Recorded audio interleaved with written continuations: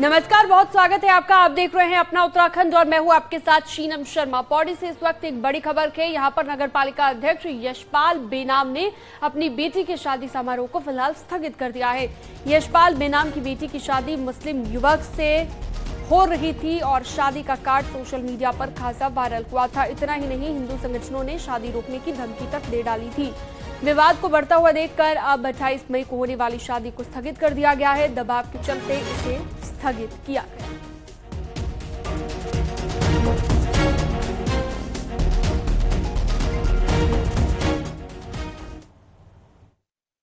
और अब धीरे धीरे इस तरह का माहौल जो है क्रिएट हो गया है कि मुझे लगता है इस तरह के माहौल के बाद शादी के लिए परिस्थितियां अनुकूल नहीं है। जो हमारा 25, 26, 27, 28 का कार्यक्रम था, तो फिलहाल इन तमाम चीज़ों को देखते हुए एक बाप होने के नाते मैंने अपनी बच्ची के प्यार को स्वीकारा। वर पक्ष के हम लोगों ने, परिवार ने आपस में बैठकर शादी करने को फैसला किया था। लेकिन जो वर्तमान माहौल चल रहा है वो एक नगर पालिका अध्यक्ष होने के नाते, एक जनप्रतिनिधि होने के नाते अब मेरी जिम्मेदारी अपनी जनता के प्रति भी है कि एक खुशनुमा माहौल बना रहे, सौहार्दपूर्ण माहौल बना रहे। लेकिन वो माहौल शादी के लिए मुझे अनुकूल प्रतीत नहीं हो रहा है। इसलिए हम तमाम 26, 27, 28 के जो हमारे वैवाहिक कार्यक्रम हैं उन्हें हम जो है नहीं करने जा रहे हैं। लव जिहाद के मामले में आरोपी को पुलिस ने गिरफ्तार कर लिया है। लड़की की शिकायत पर दून कोतवाली में मामला दर्ज हुआ था, जिसके बाद पुलिस ने इखलाक नाम के आरोपी को हरियाणा के पलवल से गिरफ्तार किया है और आरोपी को दून लाया गया है। इखलाक नाम के आरोपी ने खुद का नाम मनोज बताया था और लड़की के साथ प्रेम संबंध बनाए, साथ ही लड़की का आपत्तिजनक वीडियो भी बना लिया। वीडियो के जरिए ब्लैकमेल करके लड़की के साथ रेप भी किया। अब पुलिस ने इखलाक को गिरफ्तार कर लिया है।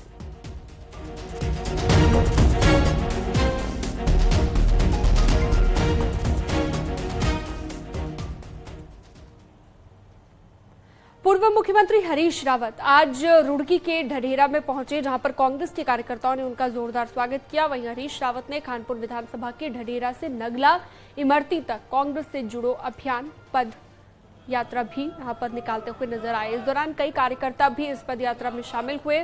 पूर्व मुख्यमंत्री हरीश रावत ने कहा कि पूरे प्रदेश में इस यात्रा को वो निकाल रहे हैं और 22 मई को मसूरी में भी यात्रा निकाली जाएगी। कांग्रेस से जुड़िए पद यात्रा कर रहा हूँ, पूरे राज्य भर में कर रहा हूँ और ये एक प्रकार से एकांगी भी है, मगर कांग्रेस के साथियों से, कांग्रेस की, मैं कांग्रेसमैन हूँ, सब हमारे सहयोगी साथी भी आ रहे हैं और इसमें एक अपील मैं लोगों से कर रहा हूँ और मुझे उम्मीद है कि धीरे धीरे हम इसको एक बड़े मास मूवमेंट में बदलने का काम करेंगे। 30 मई से बीजेपी एक महीने का महासंपर्क अभियान चलाने जा रही है और इससे पहले देहरादून में बीजेपी कार्य समिति की बैठक हुई। बीजेपी घर घर जाकर जनसंपर्क करेगी और उन पर फोकस किया जाएगा, उन सीटों पर फोकस किया जाएगा जहां पर पहले बीजेपी हार गई थी। कार्य समिति में कहा गया कि सीएम से लेकर सरपंच तक और प्रदेश अध्यक्ष से लेकर बूथ अध्यक्ष तक को जनसंपर्क अभियान में जुटना चाहिए। कई बार सभी विधायकों, मंत्रियों, सांसदों, मेयर, जिला पंचायत अध्यक्षों को भी बुलाया गया था यहां पर और पहली बार ऐसा हुआ था। मीटिंग में महाजन संपर्क अभियान का रोड मैप साझा किया गया है। हरिद्वार जैसी संसदीय सीटें भी फोकस में रहेगी इस बार, ये भी कहा गया। उत्तराखंड की हर विधानसभा पर भारतीय जनता पार्टी के सभी मोर्चे मिलकर जनसभा करेंगे। भारतीय जनता पार्टी के अलग अलग मोर्चे यात्राएं निकालेंगे, लाभार्थी तक संपर्क करेंगे। हर बूथ पर पार्टी का कार्यकर्ता हर घर पे जाएगा और प्रधानमंत्री नरेंद्र मोदी जी के लिए आशीर्वाद लेगा। केंद्र सरकार के 10वें वर्ष में प्रवेश का जो तिथि है 30 मई से लेकर 30 जून तक के कार्यक्रम, जो जनसंपर्क के कार्यक्रम है, प्रदेश के ऐसे वरिष्ठतम नागरिकों से संपर्क के कार्यक्रम है और विकास की योजनाएं घर घर तक पहुंचे। हमारी केंद्र सरकार की, प्रदेश सरकार विकास योजना, उसके लिए कार्य योजना हमने तैयार की है, उसका व्यापक स्वरूप। 2024 लोकसभा चुनाव के लिए बीजेपी ने बिगुल फूंक दिया है और एक बार फिर से पीएम मोदी के इर्द गिर्द ही पूरी कैंपेन को चलाने की तैयारी है। एक रिपोर्ट आपको हम दिखाते हैं।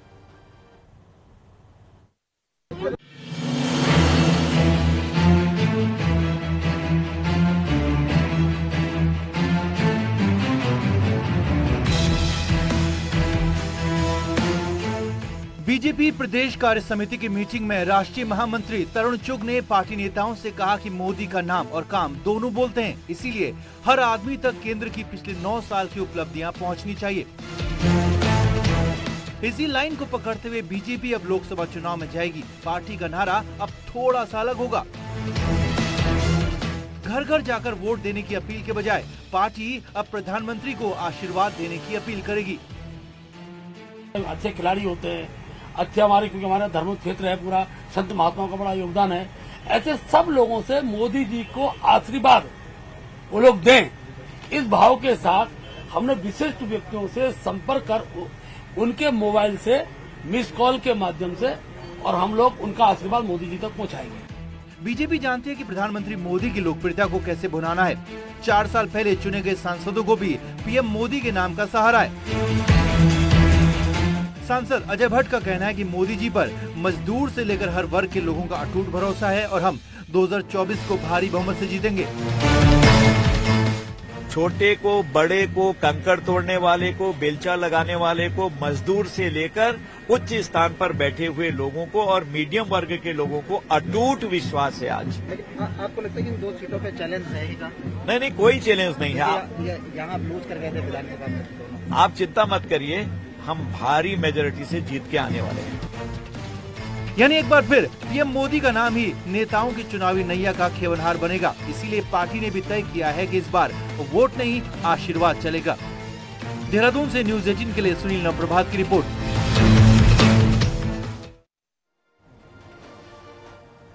राजाजी टाइगर रिजर्व में बाघों का कुनबा बढ़ाने की कवायद चल रही है। आज टाइगर रिजर्व की मोतीचूर रेंज पहुंचे मुख्यमंत्री पुष्कर सिंह धामी और केंद्रीय वन मंत्री भूपेंद्र यादव ने जिम कॉर्बेट पार्क से लाई गई बाघिन को राजाजी की मोतीचूर रेंज में छोड़ा। बाघिन को 2 दिन पहले कॉर्बेट पार्क से लाया गया था और जंगल सफारी के शौकीनों के लिए मुख्य आकर्षण का केंद्र ये बना रहता है, इसलिए सैलानियों को आकर्षित करने के लिए यहाँ बाघों की कवायद बढ़ाने की तैयारी चल रही है।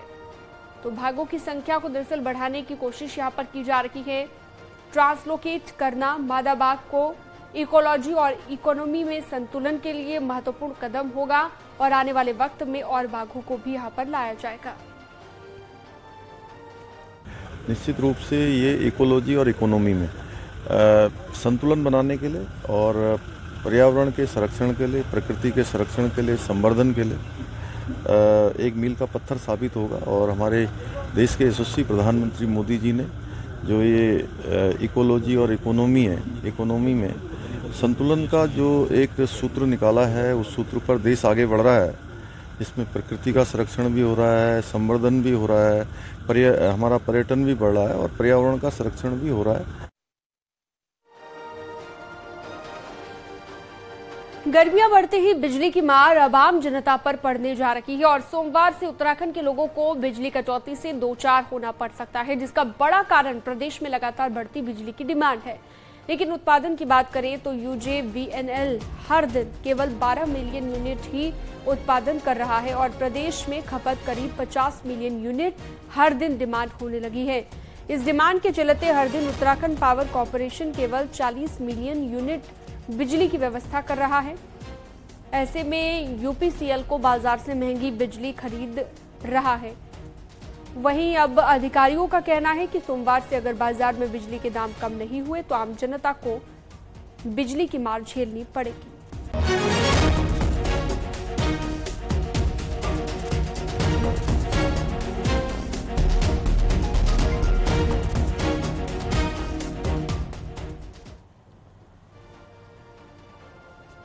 और अब बात कर लेते हैं बागेश्वर की। शाम को बारिश के साथ आसमान से ओले गिरने से कांगड़ा के ग्रामीण इलाकों में तबाही मच गई। खेतों में खड़ी किसानों की फसल को काफी नुकसान हुआ।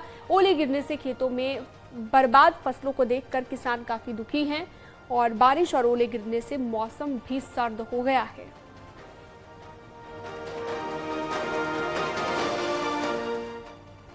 हरिद्वार के गुरुकुल और ऋषिकुल कैंपस में मर्म चिकित्सा पद्धति लोगों की कई पुरानी बीमारियों को दूर कर रही है। ये चिकित्सा पद्धति शरीर और मांसपेशियों के दर्द में संजीवनी साबित हो रही है। मर्म चिकित्सा को प्रकृति की ओर से दी गई चिकित्सा कहा जाता है। इसमें शरीर के कुल 107 बिंदुओं को दबाकर कई रोगों का इलाज किया जाता है। मांसपेशियों के दर्द में मर्म चिकित्सा पद्धति कारगर है। किसी जगह पर चोट लगने से यदि कोई लक्षण पैदा होते हैं, यदि उस लक्षण का कोई बीमार होता है तो उस पर उस मर्म बिंदु के माध्यम से यदि उपचार किया जाता है तो परिणाम बहुत आश्चर्यजनक रूप से मिलते हैं। गुरुकुल और ऋषिकुल आयुर्वेद कॉलेज में भर्ती कई मरीज नियमित रूप से मर्म चिकित्सा करा रहे हैं, जिसमें हर बीमारी के लिए अलग अलग मर्म यानी बिंदु को निर्धारित समय तक दबाया जाता है। उसके दौरान जब भी मुझे मर्म से काफ़ी रिलीफ है। ऐसा था कि जब मैं गिरा था तो मेरे कमर में जब चोट लगी थी तो उस टाइम में चलना भी हुआ, उठना भी मेरे लिए थोड़ी दिक्कत का काम था। लेकिन यहाँ मर्म थेरेपी के द्वारा ऐसा है कि मैं अब बैठता हूँ, चलता हूँ, उठता भी हूँ, जो भी। अगर मर्म चिकित्सा करते तो आप मर्म चिकित्सा करने के बाद ही तुरंत आप पेशेंट से पूछेंगे आपको कितना रिलीफ है, तो मरीज तुरंत से आपको बता देगा कि मुझे कितना रिलीफ है, जिससे रोगों में स्थायी रूप से फायदा मिलता है। उत्तराखंड आयुर्वेद यूनिवर्सिटी का ऋषिकुल और गुरुकुल कैंपस में आकर दूसरे प्रदेशों के आयुर्वेद डॉक्टर इस चिकित्सा पद्धति के बारे में सीखते हैं। न्यूज़ 18 के लिए हरिद्वार से पुलकित शुक्ला की रिपोर्ट।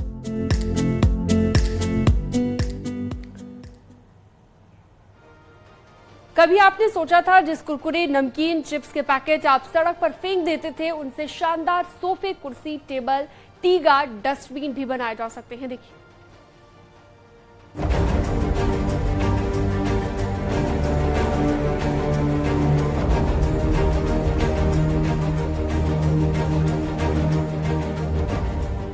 जोशीमठ नगर पालिका देश की पहली नगर पालिका बन गई है जिसने कूड़े के वेस्ट मटेरियल से बेस्ट सामान का निर्माण किया है। इसके साथ ही कूड़े को बेचकर भी नगर पालिका ने अब तक 85 लाख से ज्यादा की कमाई की है। नगर पालिका ने एक अनूठी पहल यहाँ पर की है।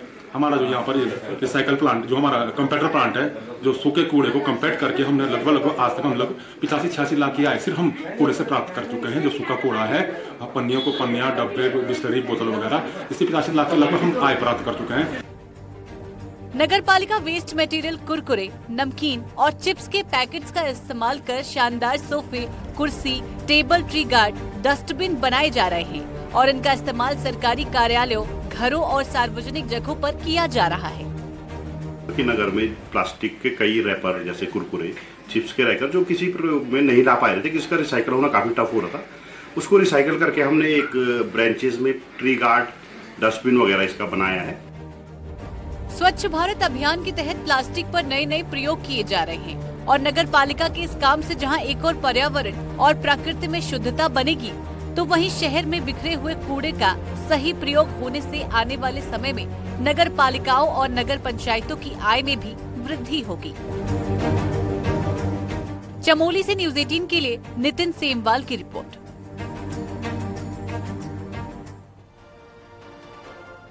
बढ़ती महंगाई के वक्त हर कोई आत्मनिर्भर बनना चाहता है और इसी वजह से बागेश्वर की रहने वाली ममता जोशी भी अपने काम से खासी चर्चा में है।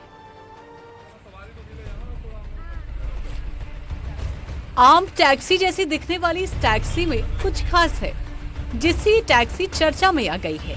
पहाड़ पर इस टैक्सी को एक महिला ममता जोशी चलाकर अपना घर चला रही है। महिलाओं का गाड़ी चलाना भी एक आम बात है, लेकिन एक टैक्सी ड्राइवर के रूप में होना खास बात है। पति की तबीयत खराब होने के बाद ममता ने टैक्सी चलाना शुरू किया। इसके साथ ही वो अपना पूरा घर भी संभालती है।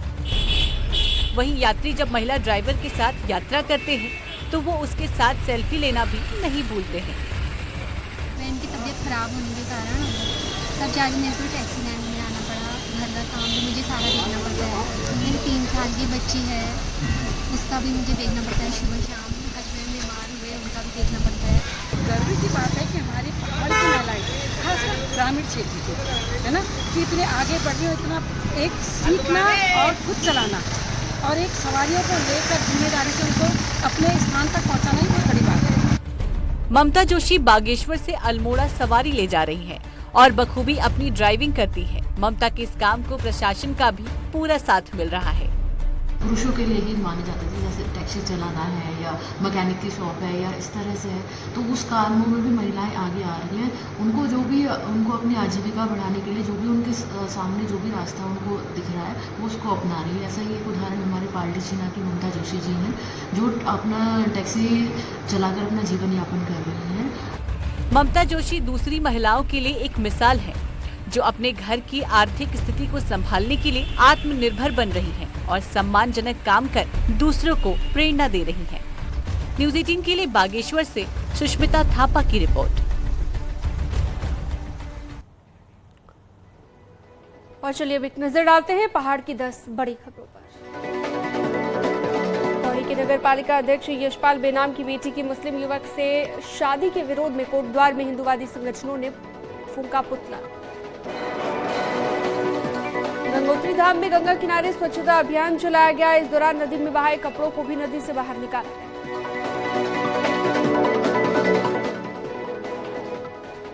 बच्चों से बाल श्रम और भिक्षावृत्ति कराने वालों के खिलाफ पुलिस ने मोर्चा खोला है। ऐसे लोगों पर पुलिस एफआईआर दर्ज करके उन्हें अब गिरफ्तार करेगी।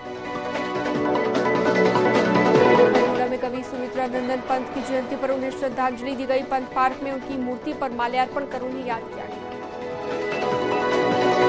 शिवराज सिंह चौहान ने आज नैनीताल जीएम का चार्ज ले लिया है। चार्ज लेने के बाद अधिकारियों से जिले के कामकाज की जानकारी।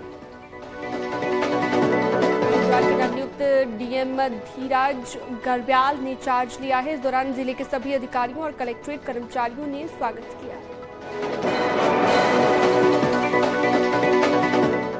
2000 के नोट बंद करने के फैसले पर बागेश्वर के लोगों की मिलीजुली राय। लोगों का कहना है कि 2000 नोट चलन से बाहर से कोई खास फर्क नहीं।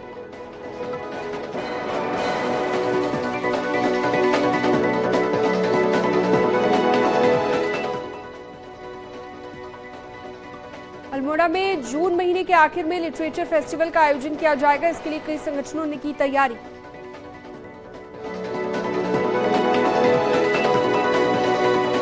और यहाँ रुकते हैं एक छोटे से ब्रेक के लिए, जल्द लौटेंगे।